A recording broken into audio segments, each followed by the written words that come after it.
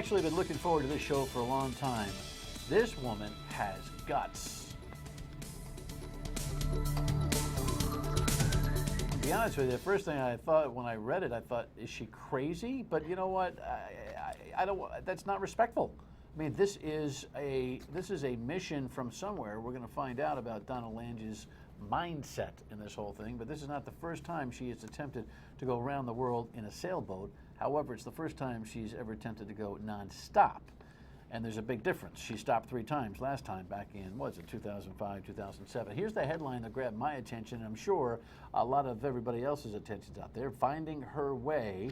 And Eyewitness News did a short piece on this. She's getting ready for her second solo trip around the globe. 53-year-old Donna Lange, a grandmother of 11, kicking off her 3rd major journey from what's become a home port in Bristol. This trip is because a year ago, I knew that I was so out of energy. I had given all I could to the news, to all of the things that's going on today that just are very challenging, and I needed to recover and to rejuvenate, and going sailing is how that happens for me. Welcome. Welcome. Thank you very much. What do you mean by that? You retired? Now you're going to go around the world nonstop? That doesn't seem to be the remedy. You know, interestingly enough, it is, because when you're on a sailboat, you limit your food to things that are very healthy. It gives me 9 months to concentrate solely on me. I have injuries and things, and I can do my yoga, I can breathe, I can rejuvenate all of my energy. I'm a very feeling, very connected energy person. So I'm very aware of everything going on in the world. I've traveled to Haiti, I've been to the Verties, and I watch what's going, and I know, and it's very disconcerting to watch the news and to see what's going on. But you don't have a TV. So no, what but news you watch? we watch the radio, and actually the internet probably is our greatest source. Sure. But not just that. I mean, when I was in Haiti, I met a gentleman who wrote a book called Number One: The Face Behind the Number.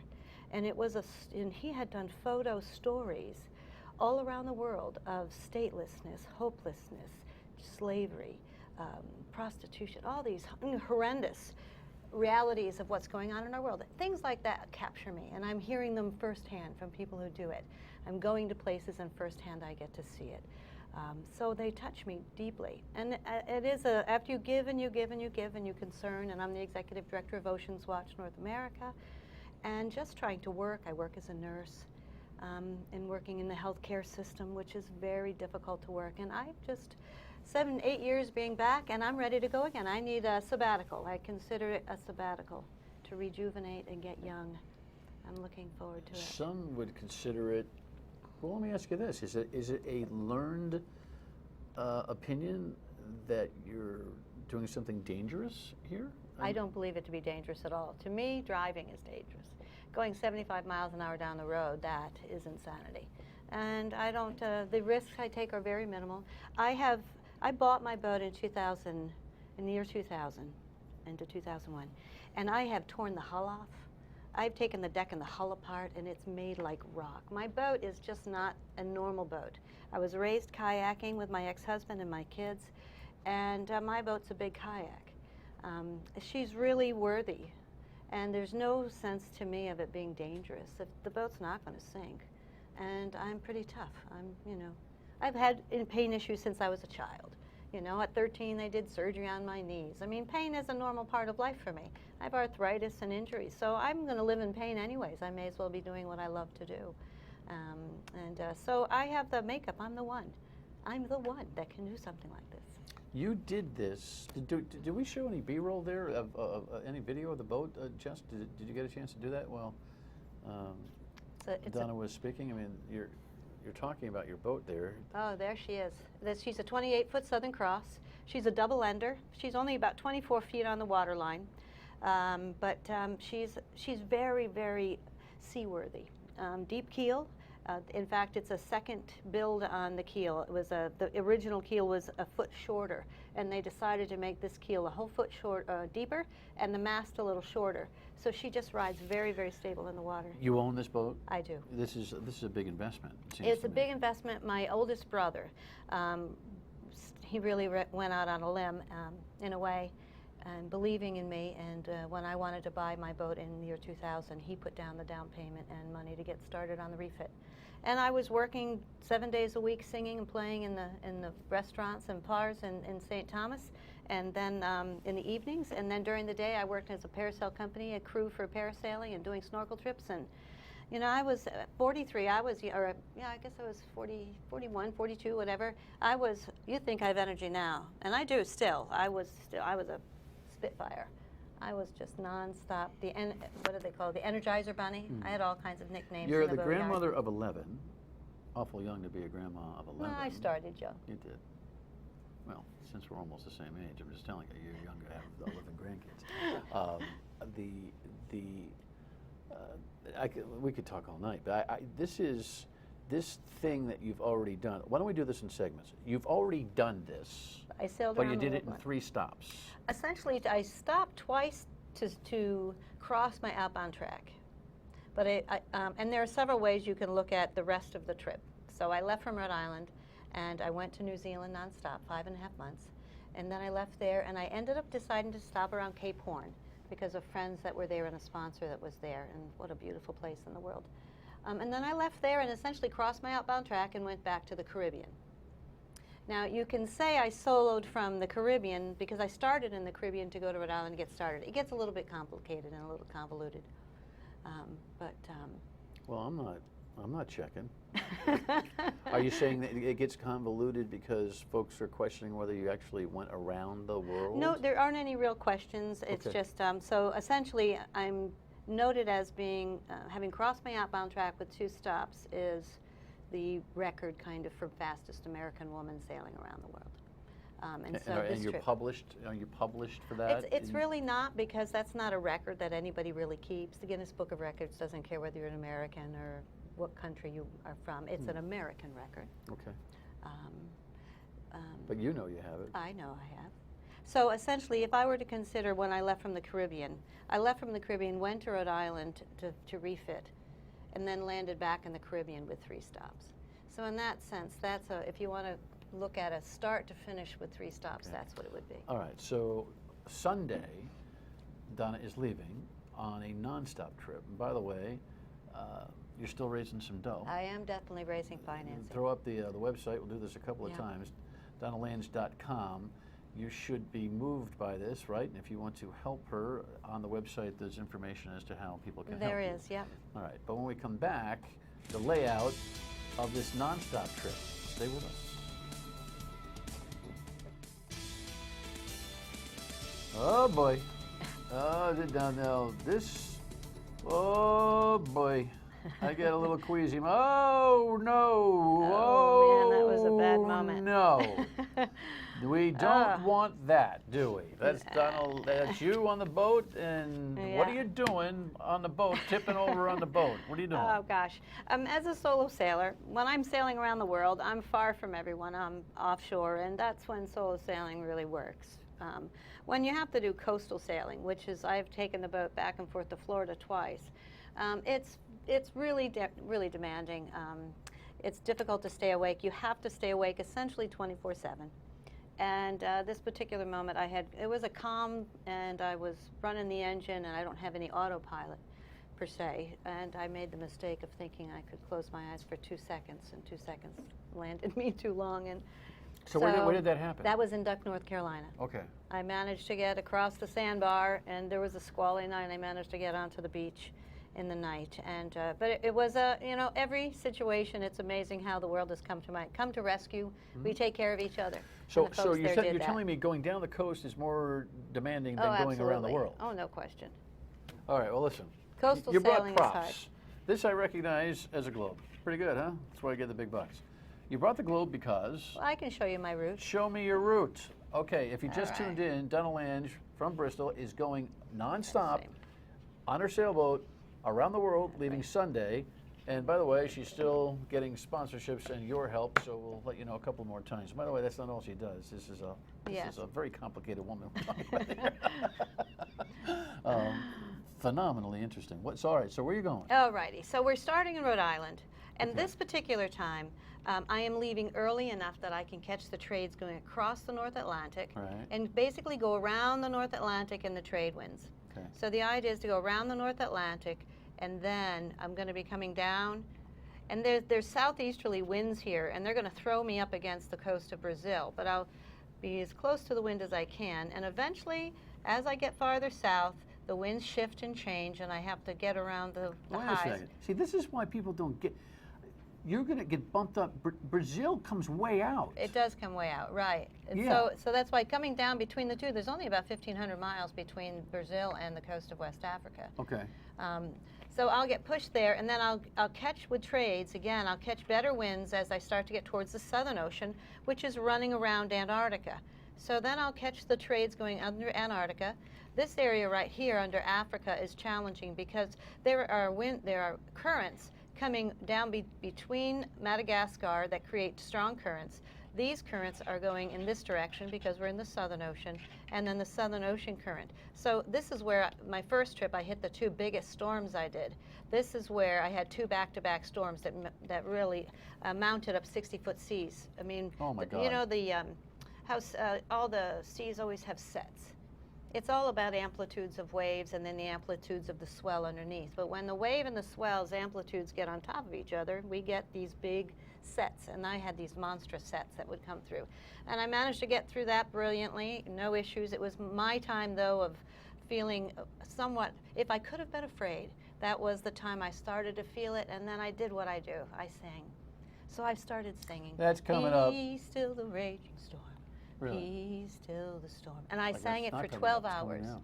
No, that's good. So, and that's how, and really the storm settled, I settled. And You it was sang just to the this, storm. I did. And the storm listened. And she listened. I Okay. was quite, it was a very wonderful, peaceful moment. Amidst the biggest storms, the biggest peace.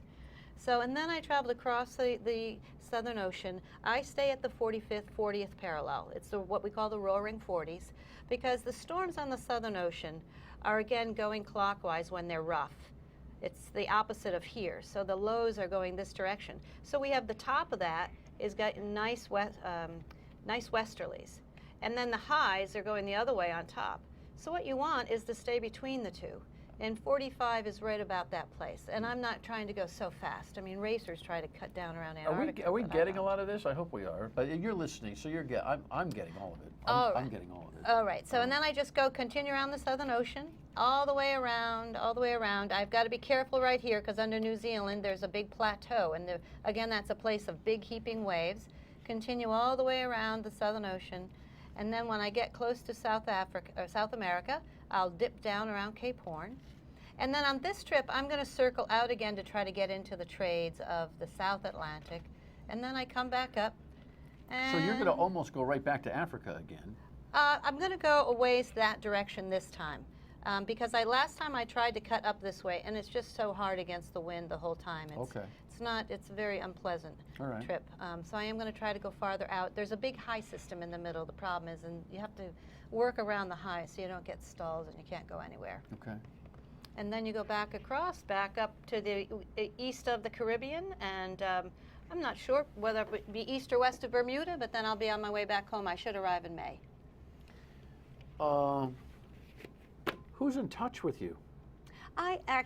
This particular trip is, I'm going to celestial navigate. It's a dream of mine to be able to find my way by celestial navigating. So, That is meaning the stars? the stars, which are so predictable. People are, you're going to pack a backup GPS, and as soon as I talk to everyone the whole world sailed by the sextant before GPS, and that was only 20, 30 years ago.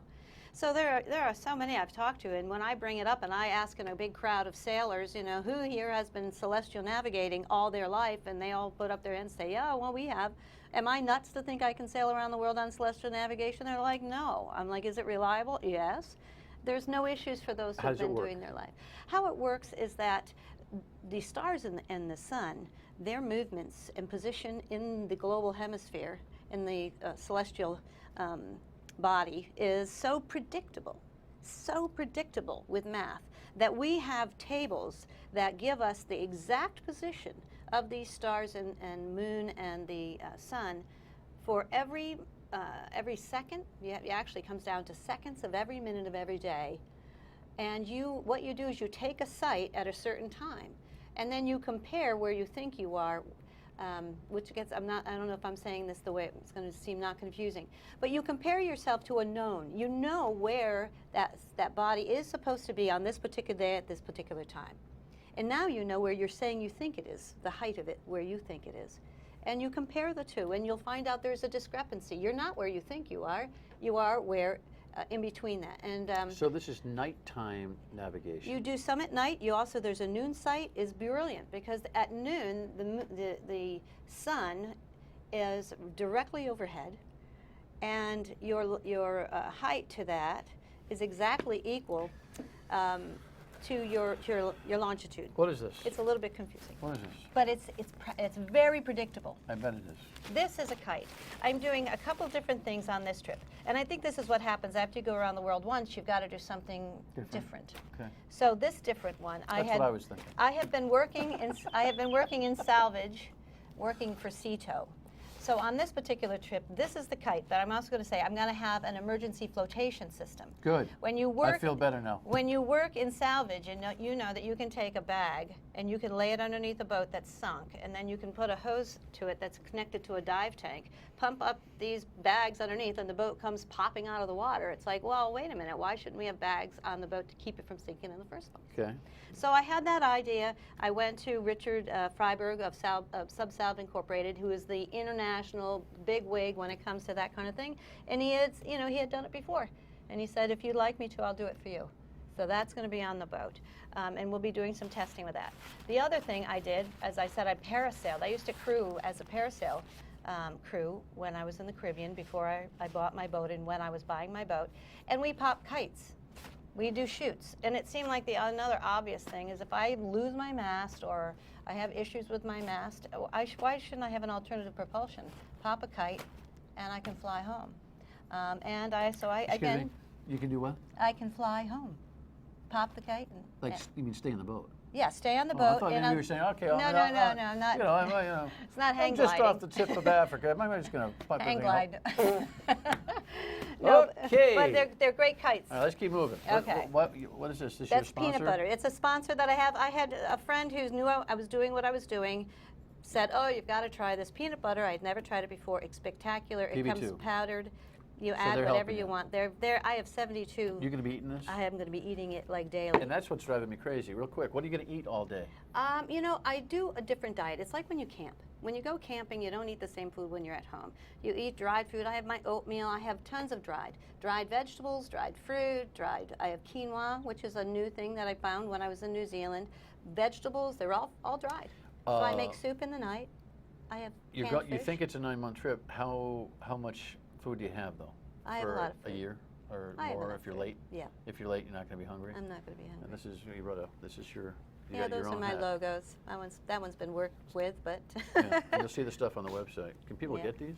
they sure can on my Okay, website. It's part of the website deal. Yeah, you can All right, do again, that. throw the website up, will you, Jess, one more time? DonnaLange.com, where you can shop around and you can help her with this trip. By the way, you heard a little bit of it, but there's more to her than that. Take a look at this, and we'll talk about it next.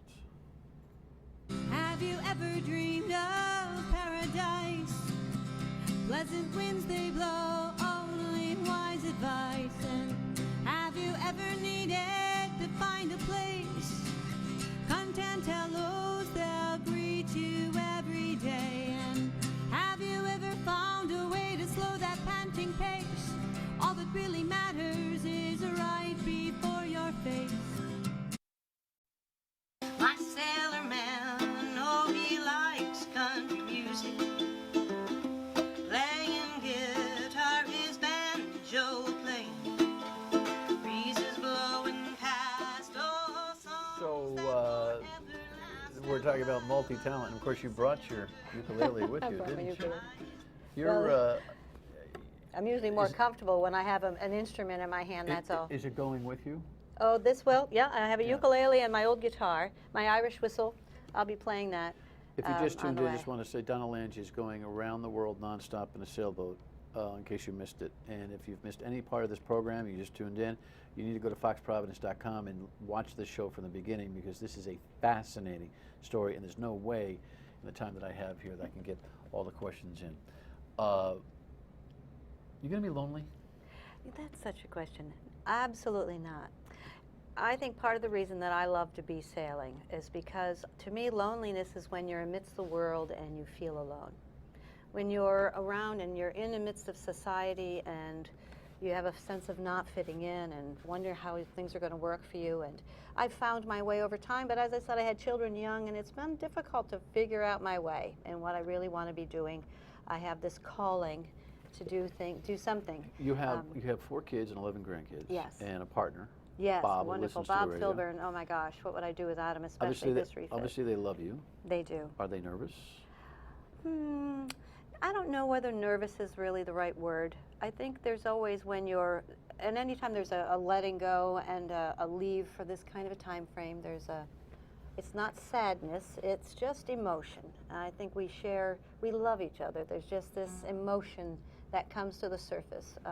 Because my children don't come to see me off. They don't want the emotional turmoil. They don't go. No, they don't ever do that. But you, don't to interrupt, but you have an event, there's a whole big event going on Sunday, and again, on the website, you can see the whole list of things, but you're going to have, from 10 to noon, there's a whole little to-do that everyone's doing for you. That's right. And then at the Hair Shop Museum. And then you're leaving from... I am. I'm going to end up leaving to do a shakedown cruise, but I think at this point we have realized that I have to have that.